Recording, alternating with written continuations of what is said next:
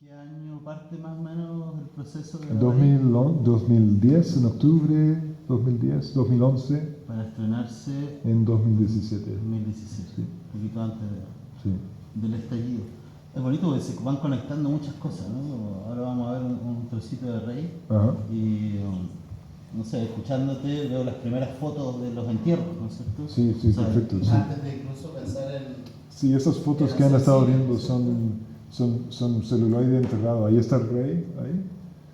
Que yo fui con el actor, un amigo mío, Rodrigo Lisboa, que pensé que podría ser, para mí parecía a William Antoine de Tonans, el francés. Y le filmé en el bosque y enterré esas películas en mi jardín y las desenterré, las proyecté, las digitalicé. Mucho de eso quedó en la película, pero era un proceso de descubrir la película y el personaje.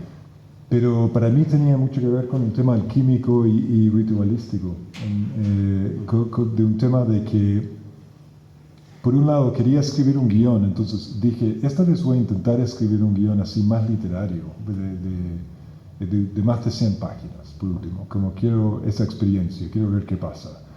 Pero no puedo hacer solo eso, quiero también filmar y como necesito hacer algo con las manos, entonces filmar el personaje, enterrarlo y ver qué deja, ver cómo la tierra y cómo el tiempo actúa sobre mi imaginario de él. ¿Cachai? Imaginar que el rey quedó como que imaginar que la conciencia de una fantasma, de una persona muerta, de Oli Antoine quedó mágicamente plasmado encima del celuloide. Todos sus deseos, sus memorias, sus sueños, sus fantasías, sus mentiras, todo, y que yo lo desenterré como un cadáver y tuve que de alguna manera hacer una película, intentar dar orden a este caos.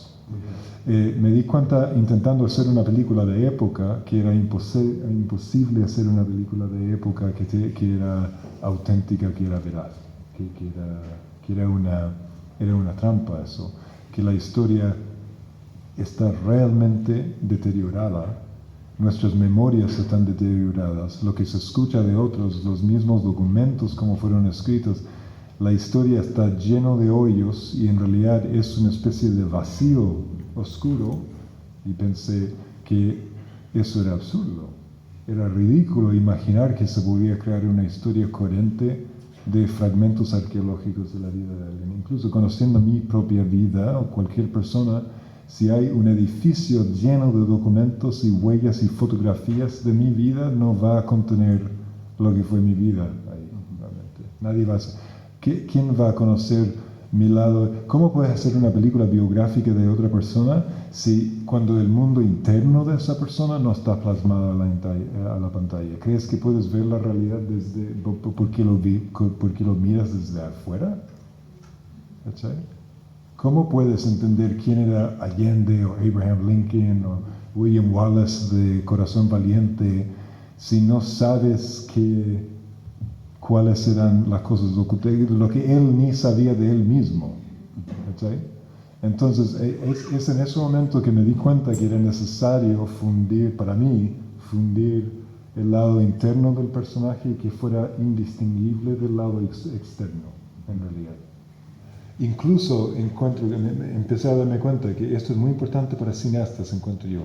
Incluso que si uno propone una versión de historia y dices, esta versión yo creo que es fiel, o por lo menos creo que es importante y a nivel político es importante, pero proponer solo una versión es muy riesgoso, porque de hecho de eso está hecho las dictaduras, como de decir, es posible una versión de la historia con una película de época. Esto en su base es un problema, porque uno dice, ¿qué versión? ¿La versión de Oli Antoine? ¿Qué pasa con la gente mapuche? ¿Qué pensaron ellos? Entonces yo creo que las personas que son cineastas acá o quieren hacer películas, creo que es importante esas reflexiones éticas de que me pasó mucho filmando Rey, que como cineastas tenemos enorme poder, es muy peligroso, es muy mágico, es muy maravilloso y es feroz, es terrible. Entonces, ¿cómo se puede seguir haciendo películas así? Eso me enfrenté cuando hice Rey, que era una especie de western de época. Y me di cuenta que en la misma forma, lo que yo hice era intentar hacer pedazos ese género, esa forma, ¿cachai? Literalmente, es decir, eso ya no se puede hacer. Oye, Niles, y en otro lado, pero también de la película, pensaba nosotros con lo que cuesta hacer una película o un corto, ¿no?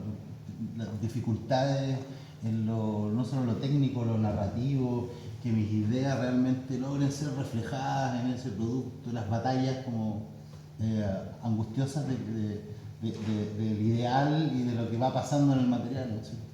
Entonces me pongo en tus zapatos de pensar en una película o un proyecto que tiene que disolverse, ¿no? Que el fin es que se disuelva, que se ramifique, cuando uno busca todo lo contrario, cuando construye una película, ¿no? Que es lograr amarrarla, lograr en algún momento sentir que voy llevando el barco, que va teniendo sentido. Entonces, no sé si te pasó esa contradicción, cómo la viviste, si fue vertiginosa o no, o te entregaste libremente a ese abismo que era construir este personaje que se disuelve matéricamente y narrativamente, ¿no? Claro, sí, fue una locura, realmente una locura y no lo repetiría. No lo haría, no.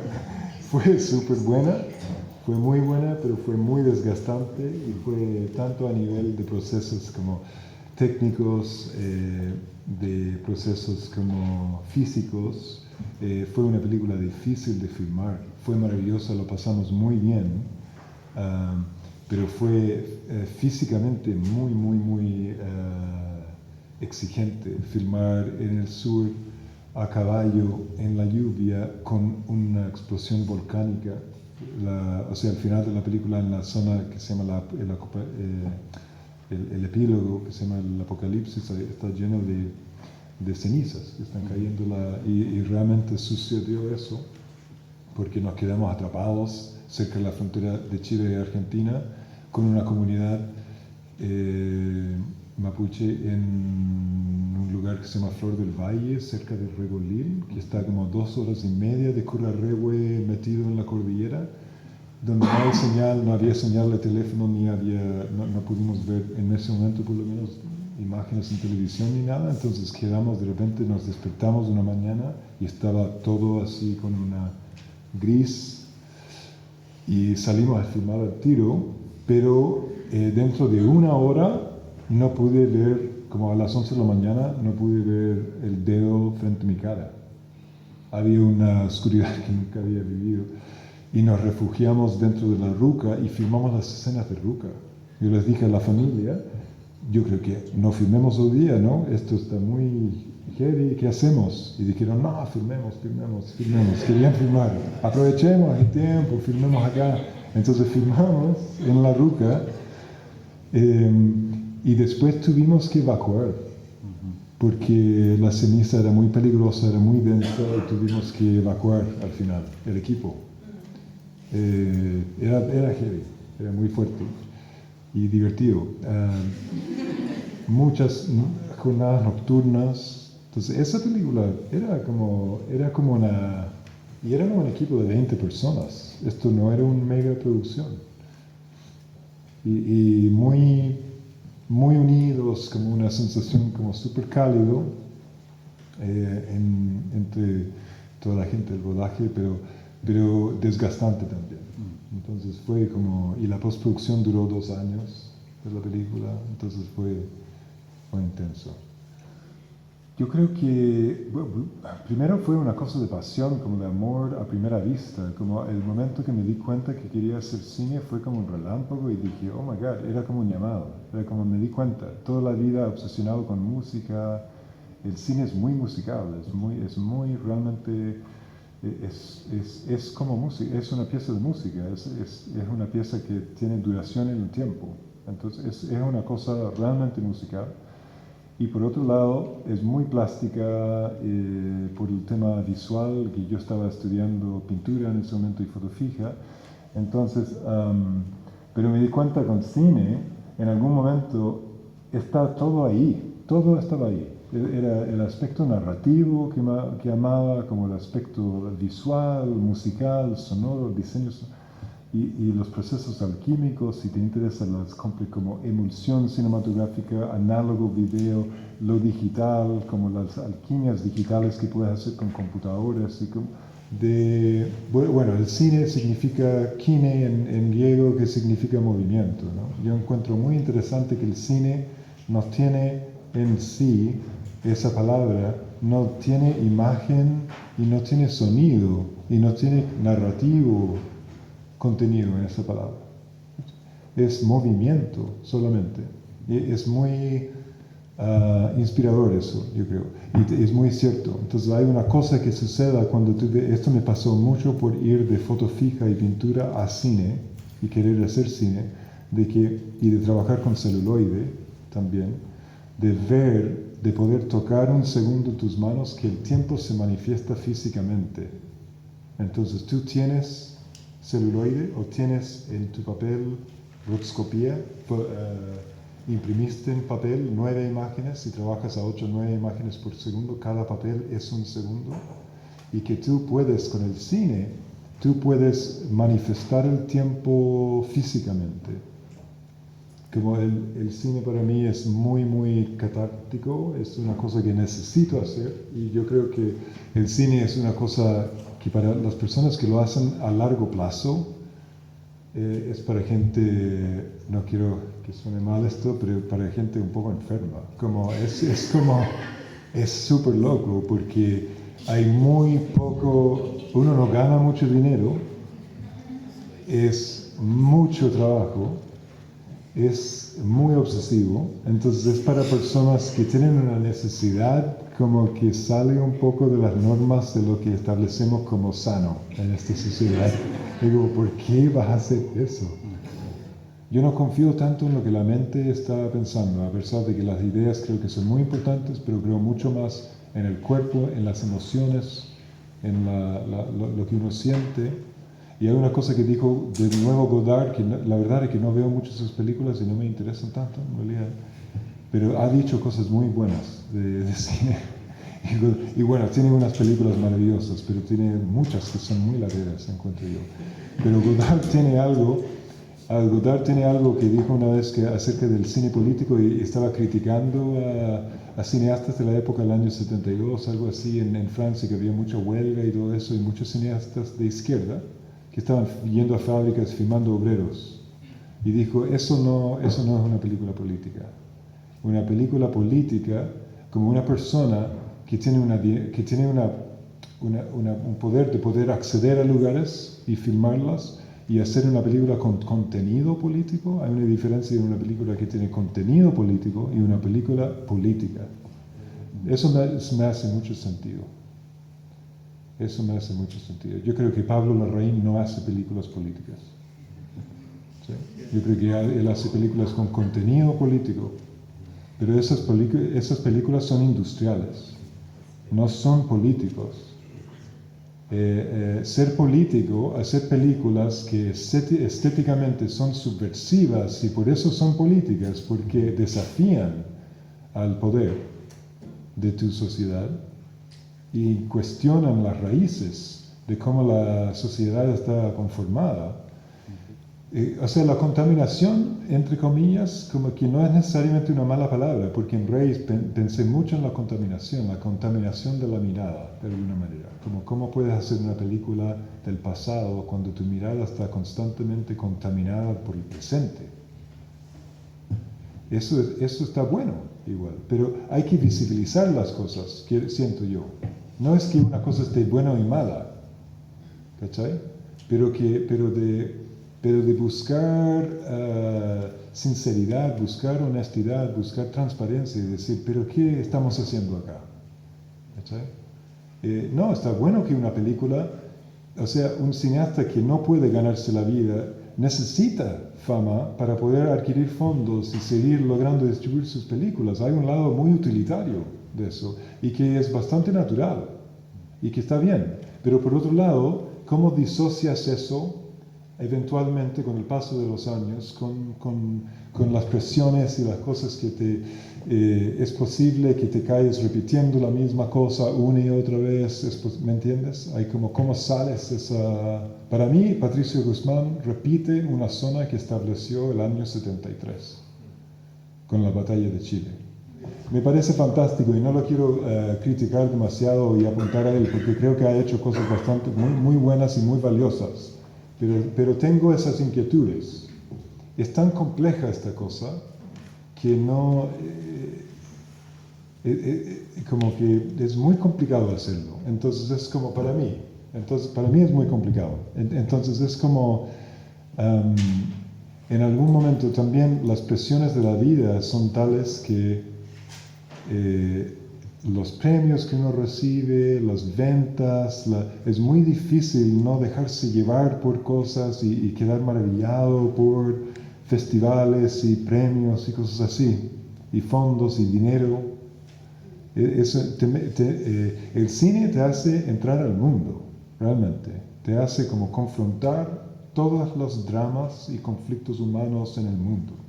Políticos, de mercado, económicos, de fama, ego, todas estas cosas. Y tienes que verlos constantemente en la cara y cuestionarlos. Y por eso estoy cuestionando a Patricio Guzmán y a como de forma, intentando de manera como de una crítica constructiva, una pregunta que no es como apuntando el dedo, ¿me entiendes? Es como, porque todos nos enfrentamos con estas problemáticas. De hecho, tengo que tener cuidado con eso porque tiendo a hablar demasiado de lo que estoy, de mis inquietudes y lo que estoy haciendo. Y eso ha sido un proceso de madurez, ¿cachai? Con relaciones largas, amorosas, y como darse cuenta que es súper bueno dialogar sobre el tema, pero también hay que tener ojo y no sobrehacerlo. Como que también hay que dejar espacios y ya. Amistades, hay que formar amistades fuera de esto también, ¿cachai? Y eso me ha costado. Y eso ahora estoy aprendiendo cómo hacer eso más, ¿cachai? Como darme cuenta que de repente se consume toda la vida. Y eso es muy bueno y también es demasiado, lo que les dije antes, ojo en eso, porque hay una cosa como media destructiva y también media enferma. Entonces hay una forma sana de enfrentarlo, hay una forma más sana que estoy descubriendo. Pero el diálogo sí es muy importante. Pero más allá del diálogo, la amistad, el amor. No puedo enfatizar eso más. Porque si tú quieres hacer esto a largo plazo, con el tiempo hay altos y bajos y vas a estar muy desilusionado muchas veces y vas a estar con muchos problemas muchas veces de la vida, del trabajo, de la pega, de la creatividad, de todo. Y amistad es muy importante. Amistad creativa y amistad en la vida. Y ahí es donde yo me nutro mucho de eso, personalmente. Me parece interesante ese tema, como a nivel de escuela, ¿no? Como pensar en eso colectivo, no solamente como dedicarnos a ser unos técnicos dentro de la industria, que puede ser, y es una de las variables, ¿no? Sí. Pero también poder trabajar en lo colectivo, potenciarse, buscar nuevas maneras también de establecer los códigos de poder dentro de la industria y por supuesto quizás lo más importante es buscar nuevos lenguajes, nuevas maneras de abordar el formato. Yo quería llevarlo a ese lado justo porque hay otra beta en la que tú has estado involucrado que tiene que ver por un lado clases, talleres y el trabajo en colectivo, ¿no? Lo que pasó en el estallido social. Sí. Quería como, no sé si contarnos un poquito o lo vemos y después comentamos. Vemos un fragmentito de eso. ¿Dale? Y después lo comento. Eso es parte del colectivo de Ojo Chile y un taller que hice durante el estallido que tiene que ver con el hecho de que cuando sucedió el estallido pasaron muchas cosas a todas las personas, yo creo, Y lo primero que hice era ir a la primera línea a filmar con mi cámara porque pensé que era de la manera que más podía ser útil. Entonces filmé con lo que tenía varios días. Fui de hecho, incluso fui a Curicó a filmar una entrevista pensando en quizás incorporarme en un documental colectivo de entrevistar diferentes personas. Entonces fui a filmar una mujer que su hijo se había muerto recién en una comisaría. Y en ese momento me di cuenta que no podía hacer, que estaba mal. Que había una sensación como... Yo estaba intentando hacer algo útil con mi oficio, pero que no sentí bien, sentí que había mucha violencia y que sentí que no era apropiado concentrarse solamente en la violencia. Me sentí un poco como un buitre que iba directo a las historias más trágicas y a los momentos en primera línea, a lo más como jugoso. Y todo estaba parado en ese momento. ¿No? Entonces lo que hice es que en el Cine CCC, que era un lugar que ahora ustedes no sé si lo conocen, ahí en Raulí, que es un centro de cine formado por Dominga Sotomayor y un par de otras personas, estaban construyéndolo en ese momento. Entonces había un par de salas que estaban abiertas con luz y con electricidad. Entonces nos cedían las salas y yo traje impresoras y escáneres y lápices y pensé que lo mejor que podíamos hacer era como redirigir estas imágenes de la violencia de la primera línea, un poco, y de la violencia en la calle, a algo más lúdico, de trabajar encima de las imágenes, dibujando con todos los estudiantes que querían en un taller abierto, la persona que podían llegar, y al final pasaron más de 80, 100 personas por el taller en algún momento, y se dio así, les encantó y había gente que venía todo el rato y lo hice en algún momento, todos los días o día por medio o varias veces a la semana hasta enero, hasta el final, hasta el inicio del comienzo del siguiente año. Y en ese periodo animamos todo el material que yo había filmado y material que cualquier estudiante había filmado. Venían de marchas, venían de protestas con sus celulares.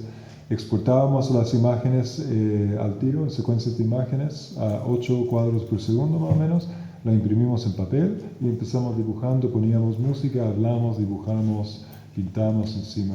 Y era un lugar terapéutico donde se estaba como dirigiendo la austeridad. Uno llegaba disparado por balines, pegado por los pagos, como con lacrimógena, y tener un espacio, una especie de refugio, donde estábamos redirigiendo estas imágenes y subiéndolos inmediatamente a las redes sociales. Hicimos vínculos con músicos chilenos, como también con Los Prisioneros, con Camila Moreno, con Ana Tijoux, con muchos diferentes que nos cedieron toda su música y pusimos fragmentos de estos clips a su música y los lanzamos en redes y eso. Entonces era algo activo que tenía que ver con ese momento histórico y lo que estamos viviendo. Y ahí quedó. Hicimos al final el videoclip Hombre de Camila Moreno con algo de ese material también, que es una canción que ella hizo durante ese momento también. Y el material quedó ahí y no hay nada más que esto es la huella de lo que quedó. En el fondo lo proyectamos y lo miramos así, pero no fue hecho para ver en un cine. Fue hecho para ver en celulares, en pantallas chicas, en el momento del estallido. Y que fuera más lúdico, que fuera una forma de volver a mirar algo de la realidad que estaba pasando, tan efervescente, tan desconocido, pero que fuera, que hubiera algo, no sé si divertido es la palabra, o como alguna esperanza, algún tipo de algo bello que va a pasar de esto, yo creo. Algo de color, algo... Para mí eso tenía sentido. Transformador. Sí, También, ¿no? sí. Y fue muy divertido. La verdad es que fue muy rico trabajar con tantos estudiantes así. Decir que también eso es esencial, ¿no? Como no solo el resultado de haber subido estos videos o de poder verlo ahora, Claro. sino lo que ocurrió también como a nivel colectivo y estar en las manos de todos esos chicos Claro. con sus historias, ¿no? Y la anécdota que se cuenta ahora que de alguna forma vuelve a traer, ¿no es cierto? Y cuando vemos estas imágenes las entendemos como eso, ¿no? Como también con el trasfondo y con esos chicos con un balín en el cuerpo y haciendo esta terapia y trabajo colectivo a la vez, ¿no? Y no hay nada, como vemos un fragmento del clip así, no hay autoría de nadie, ¿no? Como no sé quién filmó eso, no me acuerdo si fui yo o otra persona, no sé quién dibujó encima, no sé quién, cada persona aportó sin ninguna meta de premio, sin ninguna meta de algo que les iba a quedar para ellos, de eso. Cada persona aportó desde lo colectivo, desde el momento, solo para estar juntos ahí. Y hacer algo juntos, nada más. Y no había ninguna otra meta. Y eso era muy bello. Eso lo hicimos en ese contexto. Pero ahorita pensaba lo que dijiste de lo asqueado que quedaste en algún momento con el mundo del arte o de las artes visuales, Sí. ¿no? Y cómo, no sé, una trayectoria tan honesta termina al final como en un ejercicio como este, ¿no? Sin autoría, liberado en las redes sociales, absolutamente en la otra vereda, ¿no? Como una decisión así súper clara desde el arte y como desde lo más profundo del querer hacer cosas, ¿no? No he tenido ganas o sea, no sé si pudiera, pero de exhibir cosas en museos y galerías y no sé, como que Joaquín y Cristóbal hacen eso harto y tengo mucha gente que yo conozco que admiro mucho y que son muy amigas y no quiero decir que esos espacios no son válidos para nada, pero para mí no he encontrado una necesidad o una razón de intentar como exhibir algo en esos términos. Creo que es mucho más estimulante para mí imaginar que uno hace una película que va a quedar en salas y festivales o que va a quedar cosas en YouTube, ¿cachai? Que cualquier persona puede ver. Y eso lo encuentro magnífico. Creo que el cine tiene eso. Bien. Ya, ¿no?